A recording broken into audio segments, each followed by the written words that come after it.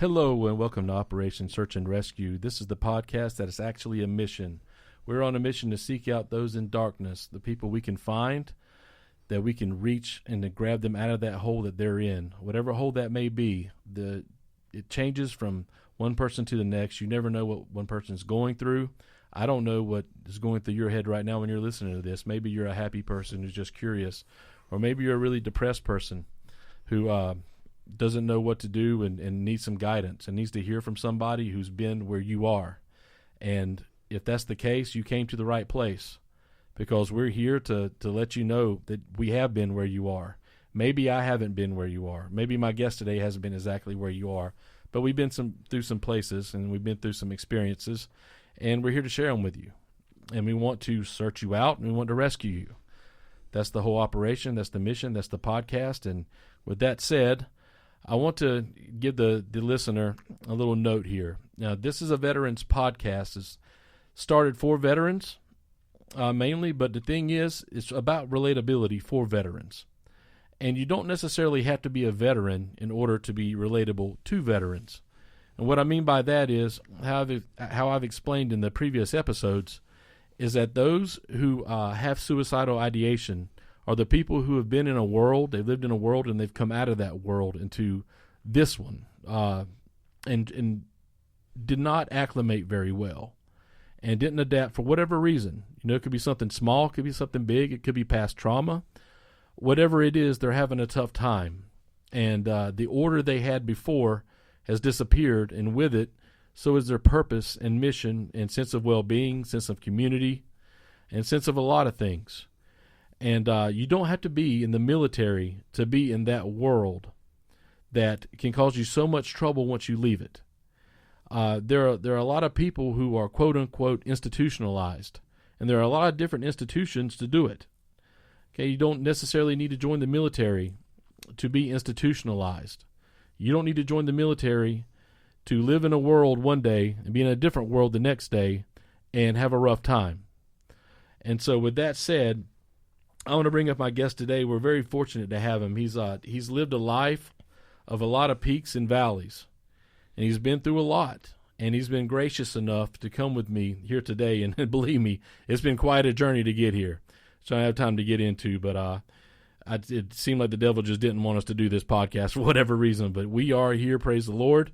And so since we are here, we want to get some good news out to some people. I want to introduce this man. His name is Alex Munoz. He grew up in Chandler, as they call it C-Town, where he's from. He did some time in a gated community, as you might call it. Others might call it prison. That's okay. He's made mistakes in his life, as I have, as you have, as we all have. And we've been in tough places because of it. And he's had to learn hard lessons along the way. But with that has come a wealth of wisdom. All right. The people who walk an easy path, they don't gain much wisdom. Those who have been through hard paths, they gain a lot, and they have a lot to offer. And hopefully he can offer you some things, some insights, and some wisdom that can keep you from going down those roads that maybe he went down that he wishes he hadn't, or maybe there's things he could do differently, or things that you can implement in your own life today that he implemented in his life that's helped him to not only get out of that hole that we talk about, but to maintain. Okay, to maintain a good mindset, to maintain hope, to maintain that sense of purpose that we all need to keep going. And so with that said, I want to welcome you, Alex. Thank you for coming today. Thank you for having me. Yeah, absolutely, man. It's a blessing to have you, actually. And so if you will, just start out, give us a little background on yourself, just sort of how you grew up, where you came from, and maybe just a little glimpse into your young days, as we'll call it. As you said, I'm Alex Munoz. I was raised in Chandler. A lot of my family's from there. And I grew up living a fast life, fast enough to end me in prison for my duration of my 20s. I came out when I was 28, almost 29.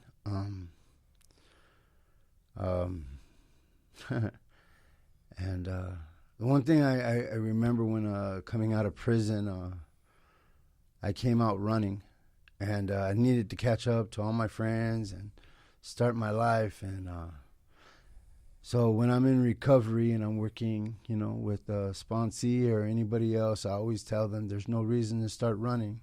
It's one day at a time. Because, I remember getting out and wanting to just be exactly where everybody else was. And sorry to interrupt you, but just so the audience understands, you say recovery, you're talking about addiction. Yes, sir. Yeah. Yes. And we don't have to go into all that, but it's something that a lot of people deal with. And I know that a lot of people listening right now are in that. They're in the throes of that, and it's got a hold of them. So I just wanted everybody to understand when he says he's in recovery, that's what he means. But keep going. I work in a lot in recovery. Everybody, they say, that God gives us all gifts, and I really feel mine's in recovery, working with certain people, addicts. And I mean, it sounds crazy, but I feel at home with an addict because we're always truthful with one another. There's no holding back, and our experiences actually help each other and helps us, walk and find ideas on how to get out of what we've dug ourselves into.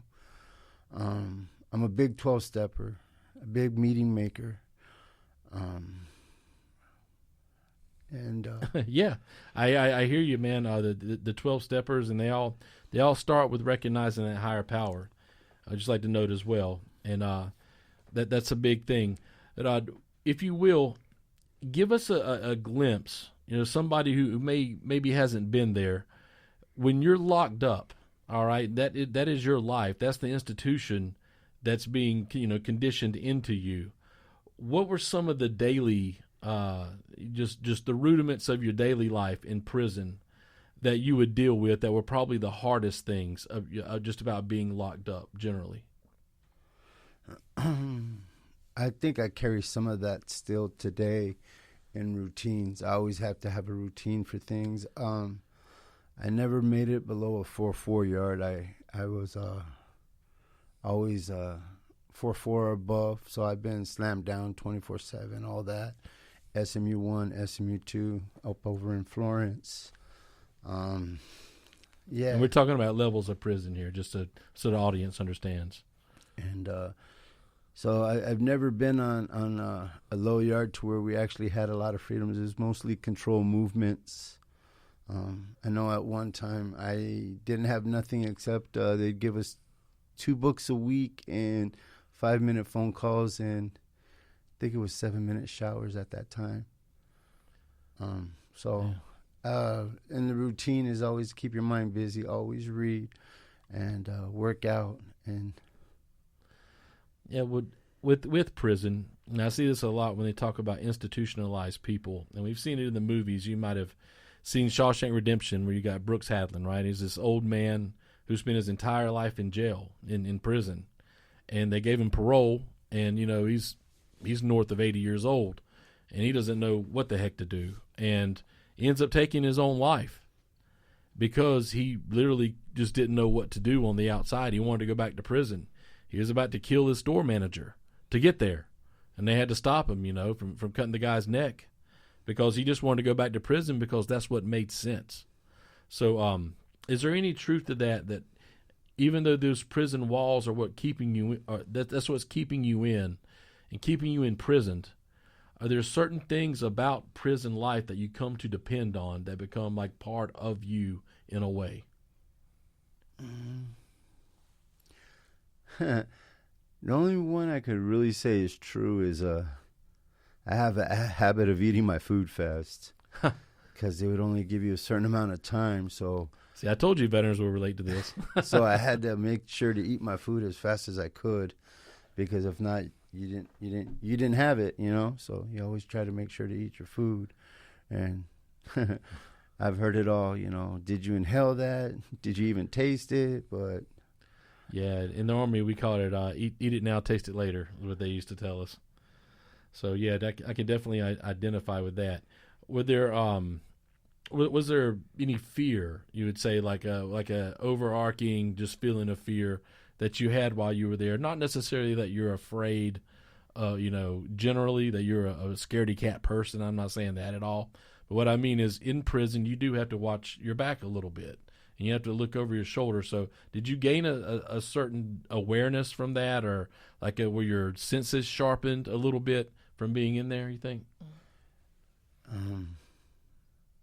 Yeah, I had I think everybody's aware of their surroundings and things. You kind of know how routines are, so you're kind of used to things. When I got out, everything was going too fast for me. When I got locked up, they had the I-10 and the US 60. And when I got back into Chandler, they had the 101, the 202, the 303. And then I was just like, okay, which freeway am I on? But if there was ever a fear, I did go in as a child. And one of my biggest fears coming home was I have to walk out a man. I got to have a job. I have to have those things. And that's where like I told you earlier, not to rush into your life when you come home from anything. Take it one step at a time, because, it's like, it is overwhelming, and you want to get that good job and everything else. And the biggest thing that I didn't know then that I know now, that, working with CBI and stuff like that, I had worked there for a while, but the thing is there's so many resources. You just got to find them, and everybody has a phone, and if not, you have a library with a computer to where you can actually go and find some of these researches. Veterans, oh my gosh, there's so many big things out there for you guys that, all you have to do is just, touch base and find that source to actually get you that information. Yeah, and in this show, by the way, we're gonna let you sort of put that information out there a little bit. Different organizations people may be able to contact, or if you're in a spot right now, let's say you're in the grips of addiction, and you need help. We're gonna go through that about where maybe you can reach out and get that kind of help and everything else. And okay, so you said that when you came out of prison that you sort of hit the ground running and going fast. Okay, well the target audience of this podcast are people who aren't necessarily doing that, but we want them to. We want them to hit the ground running, and one way to do that is to listen to others who have, again, transitioned from one world to another and done it successfully. So what could you say is one thing that allowed you to hit the ground running when you got out? Because there's a lot of guys that go to prison and then they get out and they're lost, just like some veterans. They get out of the military and they're lost, and they're that it's a downward spiral, So what allowed you just to not stop and have that that depression or that anxiety, and all those things that affect people, and just to go full blast? The biggest thing is that they will have those things. I had those things. Absolutely. But it's how you deal with it. And it's beautiful. Me, I go to the meetings now a lot, because they're my support. They give me ideas.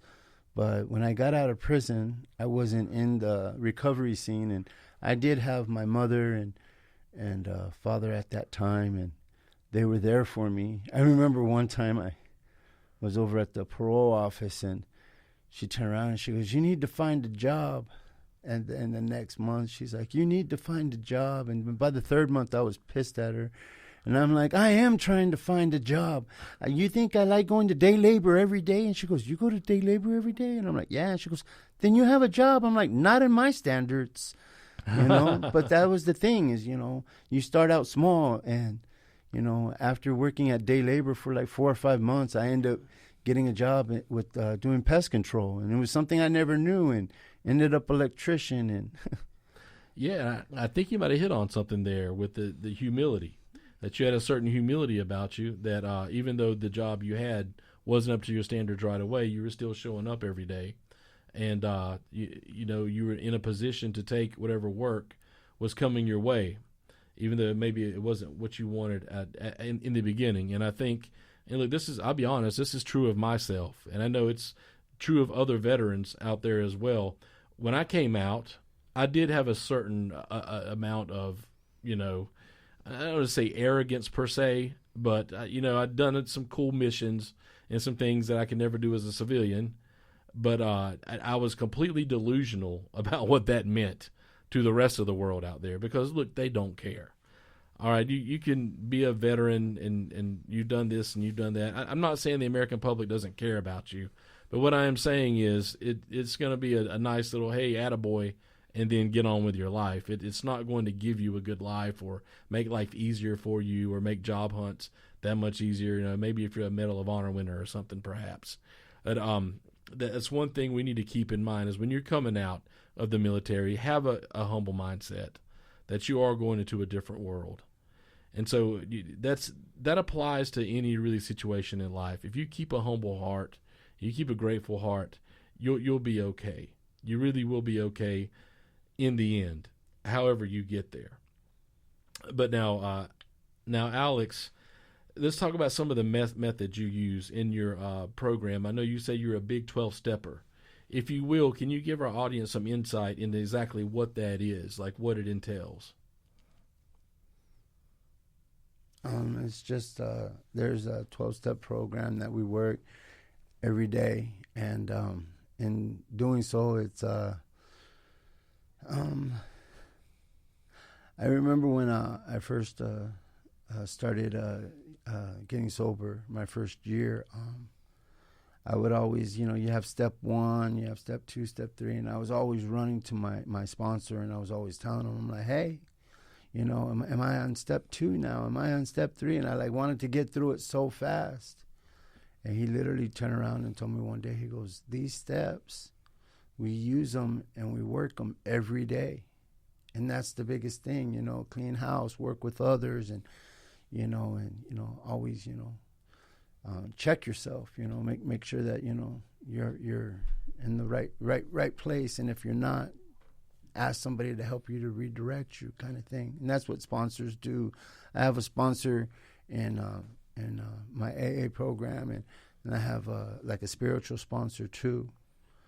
And I was blessed because when I went with a friend of mine, Pastor Roy, to Mexico, to an orphanage. We were helping out an orphanage at that time, and the Lord spoke to me there, and that was over 8 years ago, and I've never had the taste for any drugs or alcohol in my life since then. Amen. Which is, beautiful, and I think the thing is, we might be humble or whatever, but I know when I was working like for CBI and a few other places, it's not being humble, it's being relatable to actually being there with that one person and knowing, you might not have walked that same road, but you've been very close. And when you find those groups and those friends and that support system, and I know veterans are very supportive of each other. Yeah. It's a good thing to have them around and bounce things off, because something you're going through, one of them may have already gone through it, and they can show you the light out of it. And that's the beautiful part of it. Absolutely. And so I hope you, the listener, I hope you're taking note of this right now, the importance of a support system. And he's right, the veterans, look, you've got your VFWs, your American Legions, and there's a whole host of all sorts of veterans groups. Just get on Google and type in veteran groups around me, and you will, the list is endless. And what a blessing that so many veterans have stepped up to help each other. But we got to be willing to accept that help, and that includes, even this podcast here, whatever it is. You got to be willing to sit down and give us a fair shake, listen to us, and if you're still black-pilled, as they say, if you're still hopeless when we're done, then we'll keep praying for a miracle to come your way, and really, I'm just going to get right to it. I'll say it as it is. That's what's happened in Alex's life. Is when he says the Lord spoke to me, and he's never had a taste for drugs or alcohol since then. That's a miracle. People don't think about miracles in that light, in that way. They think about people being raised from the dead or diseases being cured and things like that, which, those things do happen. But we don't think about those people who are in the grips of this thing. And listen, anybody will tell you it's not easy to shake that kind of addiction. Is not easy at all. It's one of the hardest things that people can do. And the Lord spoke to him, and literally took that taste out of his body. And that's a miracle. That's a blessing. We shouldn't sell that short. We should really recognize that.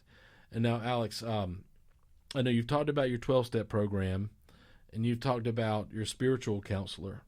Now, the spiritual counselor, is that someone who would be sort of a pastoral kind of advisor? Is it more of like a Bible study? How does that work? Just sometimes when I need to talk with my spiritual, just Roy. When I talk with Roy, I ask him questions like, am I doing this right? Did I handle that right? Am I pushing too hard on certain things? And then sometimes when something comes to me, I can ask him questions about the Bible. That in that aspect, it's when I have any questions with my spiritual walk, you know what I mean? Because so many times we confuse our own wants with, what God wants for us. And so many times, I had this one friend of mine. She turned around and she was going through a breakup, and she turned around and she goes, I didn't see this, I didn't see that. And me on the outside looking in, I'm like, oh, God was trying to talk to you here, talk to you there, but you're going to change this man. And I was just like, and that's what I use Roy for in my life, is like when I'm going through something and God's like banging in on my head saying, hey, look at the whole picture. And I'm like, well, I still don't know why that door's not opening. And he goes, because I closed it for a reason. Roy's there to tell me, dummy, the door was closed on purpose. Walk around. Yeah. You know what I mean? So that's what I kind of, get at it. And, there's a lot of times, and that's the thing in recovery and in our Christian communities and stuff. Sometimes you think that, they're over there helping you, and in actuality, in so many ways, you're saving them. Yeah. And you're helping them, and you're moving them further in their walk with God. And you never really see it until you're doing it and you're in action. And that's the beautiful part of it, is that everything is full circle. In order, like I say, in order to get money, you got to give money. You know what I mean? And it's those little things that make it beautiful. Absolutely. Those you plant those seeds, and you see the fruit that they produce, and it really is a beautiful thing. It really is a beautiful thing. And for our audience, he says Roy. He's talking about Pastor Roy Sablaski. He's actually my pastor as well at Life Community Church. I know he doesn't mind the plug here.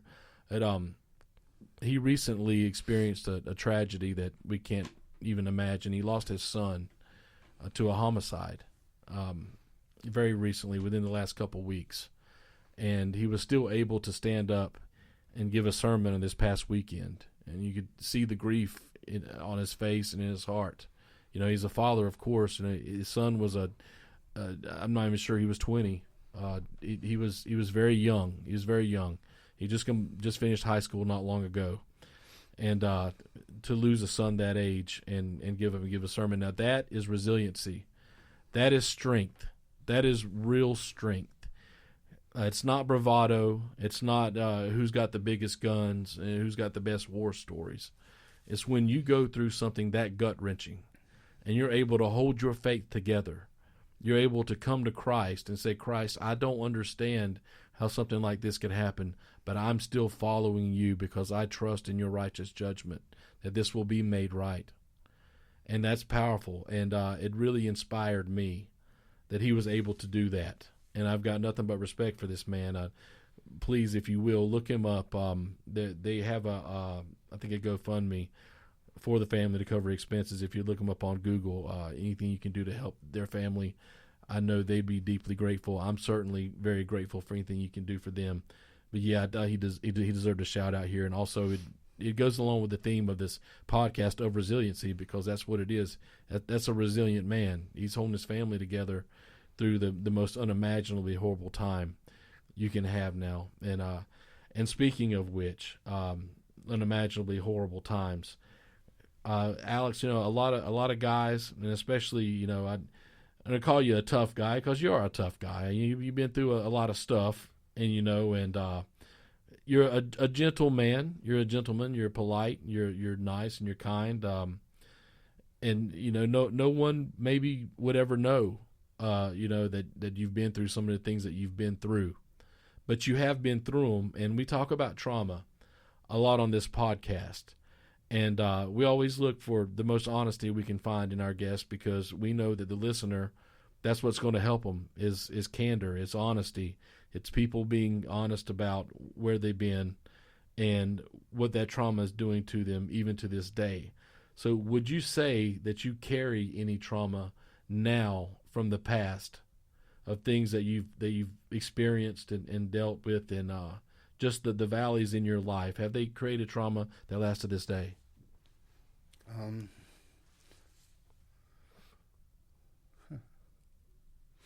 I know they say when you've been to hell, you don't look for it anymore. You try to find the beauty in everything. And I know it's been real beautiful. I've had 8 years of sobriety. My biggest regret is in these last 8 years of my sobriety, my kids still, they say if you walk in the forest, 10 miles, you got to walk 10 miles out. Well, my children for their whole life knew their father as an addict. And I'm still walking out of the forest with them, and it's been 8 years, and I really haven't had much contact with them. And that's the biggest thing that, through our recovery and through our brokenness and us fixing ourselves, we hurt some people around us, and more than others, some more than others. And, I always pray that, one day, me and my children will talk. I'm so proud of them. I have one son. He's in a university, and he's nothing like his dad. He's like the best dude ever. And from what I understand, my oldest is a workaholic, and my daughter, she's coming up on graduation. So, the lives that they have lived are so beautiful. And sometimes I want to say they want to do everything that their father isn't. You know what I mean? Everything that their father was, they want to be the opposite. And more power to them, because you know what? It's a beautiful sight to see them flower. Maybe one day I will have a part of, their life. But until then, I'll still be working on myself, because you know what? Standing still ain't going to get me nowhere. But you know what? Those kids are aware of you, though. They know you, and they know kind of where you are, generally speaking. They know that you're not the same man you were, say, 20 years ago. Oh, no, not at all. And one of the biggest things is that this year and it's beautiful, because, a friend helped me on my 8th year of sobriety.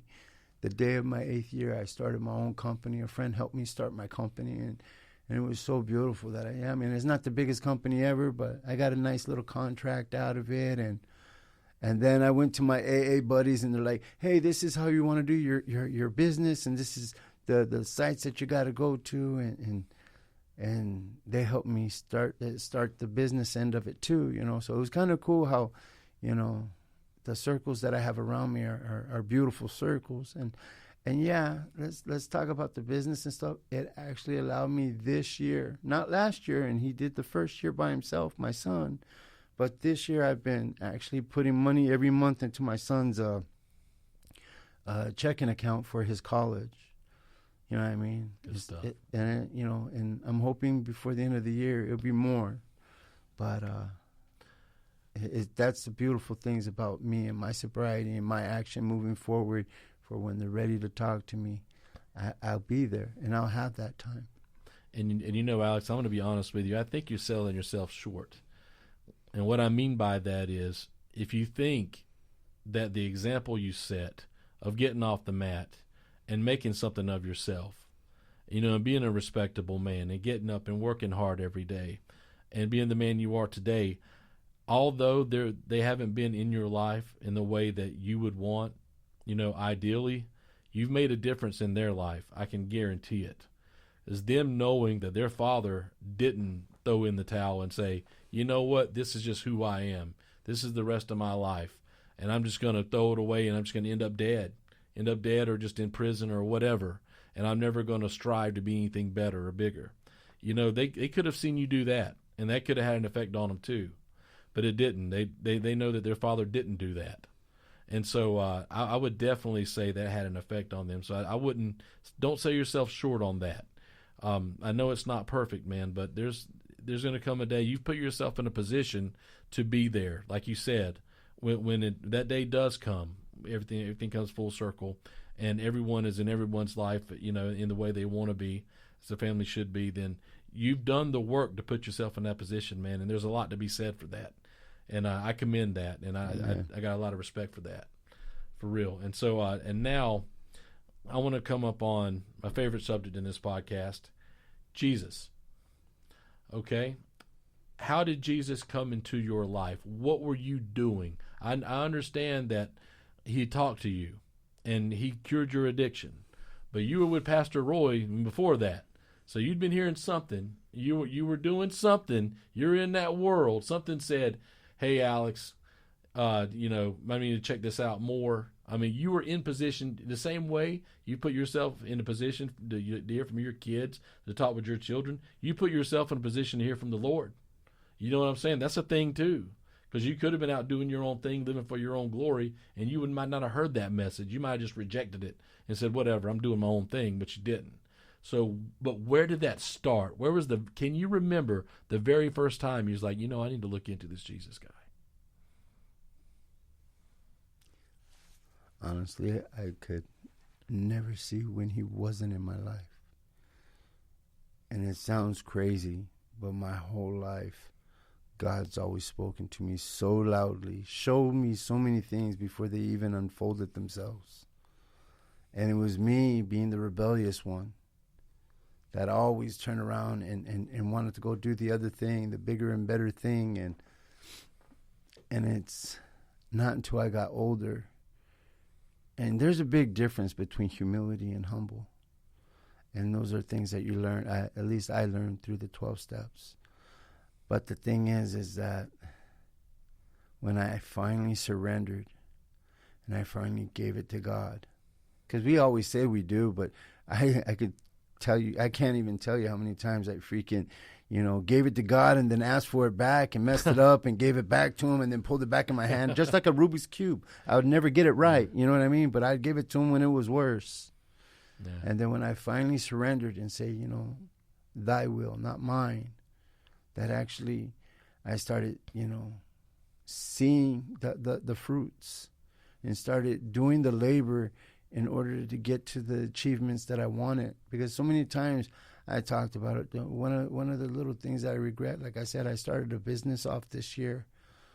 And I was like, you know, my parents were always so proud when I sobered up. I did. They were before they passed away, I was sober. And they were so proud of that. But my sister was saying, my dad would be so proud of you, Junior. My sister calls me Junior. And says, if he would see you with your company today. And I was just like, you know, that's cool, you know, because he would have been, you know. Because I talked about it many times. I just never executed half the things that I was, you know, dreaming of. And now in sobriety, I can actually do those things. So it's when God's always spoken to me. It's just when I started actually listening and doing thy will. There's this thing I had seen just the other day. It was a little picture of two different roads, and one road says knowing of God. And then the other road, there was fewer people on it. It was like doing the will of God. Because we all know, you know what I mean? And I always describe my encounter with God when he spoke to me. He only uttered my name. But the thing is my whole life I always, you know, knew of God. But to actually know of God was way different, because it's kind of like Sodom and Gomorrah. I always bring this up, and it's because, you know, he tells them to walk away and not to look back. And just because she had to, she looked back and turned to that pillar of salt. And it's like, if you really know who God is, are you going to turn around and look? are you going to listen to God and walk? And that's the thing that really holds us back. And is the should have, would haves, and could haves, and looking back at what could have been, when we just got to walk forward and see what's there to become, you know.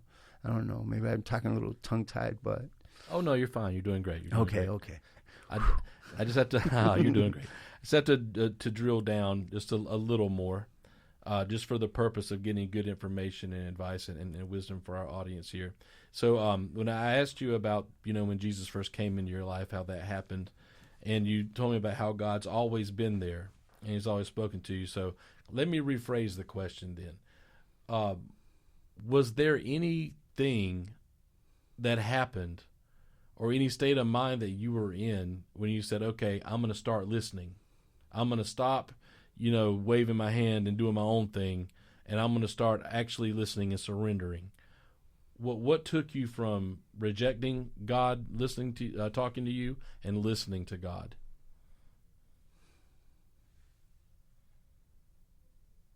Was it were you just at the end of your rope, or is it I've tried everything else and I'm struggling here?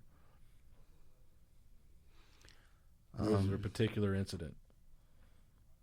I remember God showing me my ex-fiance. She was leaving at the time, and I told him, God, anything but that, you know what I mean? But it still played out, and she left. But when she left, I actually had a calmness on my heart when she left. Like, not only did I know she was going to leave, I knew she wasn't right for me. So when she walked away, she walked right into another relationship. She had her little thing going on for her. But I had no bitterness to it, and I had no hurt from it. It was, our time was done. And that's when I started looking more towards, okay, God, you're showing me all these little things. What's my next step? Was it like a new path had been sort of open for you? Was it like that moment? It's like it was more of a chapter that had ended. Gotcha. The chaos had calmed down. Because when two people are trying to make something work and it's not going to work, sometimes they're just trying to put, square blocks in round holes. It just wasn't going to work. It wasn't computing. And it gave me time to work on myself. And then when my children chose to, have their mom have full custody of them, I said, well, you know what, Lord, if this is what the will is, then I got to work on myself. And I have been. And every year I'm thinking, hey, kids are going to come around. And they're like, nah, not yet, Dad. Uh-huh. And I'm cool with it because you know what? It's in their time, not my time. Just the same way as it's in God's time, not my time. But it doesn't mean that I can't find the beauty in every day. Well, that's deep, man, and that's a deep subject and a personal one, and I appreciate your willingness to be honest about that, because that's something that a lot of people deal with, but it's not easy to talk about. But you've led us sort of to the meat and potatoes of this whole thing when you're talking about that chapter ending, and you sort of working on yourself. All right, now you're getting to really the core of this entire mission of this podcast, and that is working on yourself, what works and what doesn't. So imagine you're talking to someone right now, which, by the way, there's a good chance you are. You're talking to somebody right now that's home, they're alone, they're in a dark place, they feel like they don't have direction, they're sort of lost, and they feel like, you know what, maybe this world's just better off without me, maybe I'm just better off dead. And there's just they don't see a lot of hope, a lot of reason to keep going.